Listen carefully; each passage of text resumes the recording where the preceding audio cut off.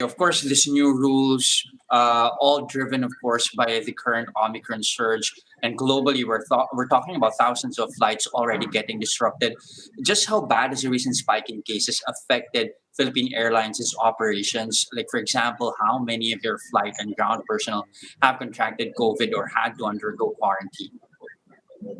All right, Jester, that is an interesting question. At this point, we are on the 18th of January. A lot have already recovered and they have been replaced by others. So it's an evolving situation. But based on my latest research, which goes by a few days ago or a week ago, approximately 100 of our workers have been affected directly by the COVID-19 virus, and close to 200 went on quarantine as of last week because of exposure to a COVID positive individuals. So it is still the majority of those affected are those exposed to the virus as opposed to the number of those infected. But nonetheless, the impact has been significant. We have canceled 130 flights covering the period January 9 to January 16, and another 100 plus covering the period January 16 all the way to January 21. Why? Because we have projected the number of cabin crew who will not be able to serve to be on duty, and we have factored in the reserve crew down the line and the number of people affected. So it was prudent on the part of FAL operations and the FAL commercial group team to carry out these precautionary cancellations so that the passenger is well informed and can make the necessary adjustments. Okay, ma'am, I just wanted to clarify how many flight cancellations are you talking about here?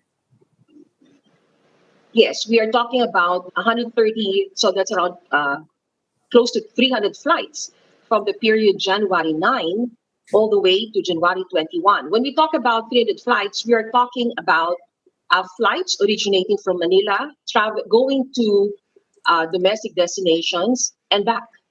Okay, so outbound Manila and inbound Manila. So these are the flight legs. These are the cancellations.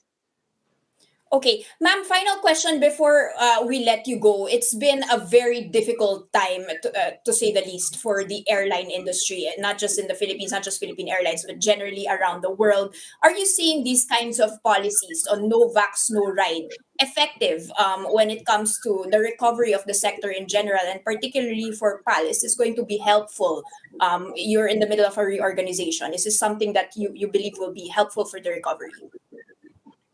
Yes, at this time, we are prioritizing the safety and health of our workers and, of course, the safety and health also of our passengers.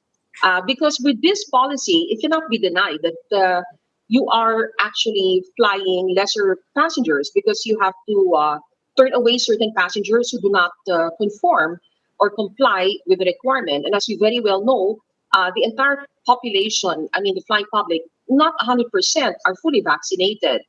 So as to the impact to our operations, in late 2021, we have already factored in this scenario. We knew that we had to take a step back in our targets because as far as the number of flights are concerned, the number of passengers to be flown.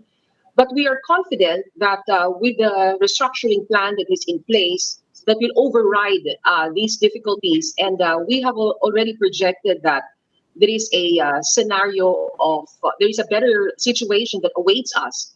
Then we are hopeful that we will be able to navigate this difficult situation.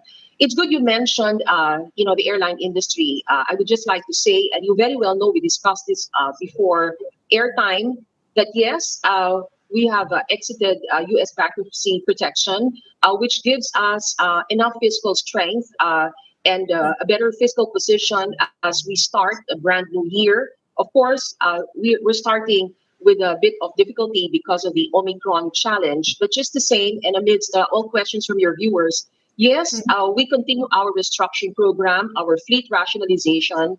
We have already carried out our manpower reduction that has been done away, that we have done that already. And of course, our cost control measures. We have also pivoted the business, putting greater emphasis, of course, on a very high need, which is our all cargo charters, you know, our all cargo flights. Amidst all the restrictions and limitations in travel, our cargo business has remained profitable from the start of the pandemic in March 2020 up to this day.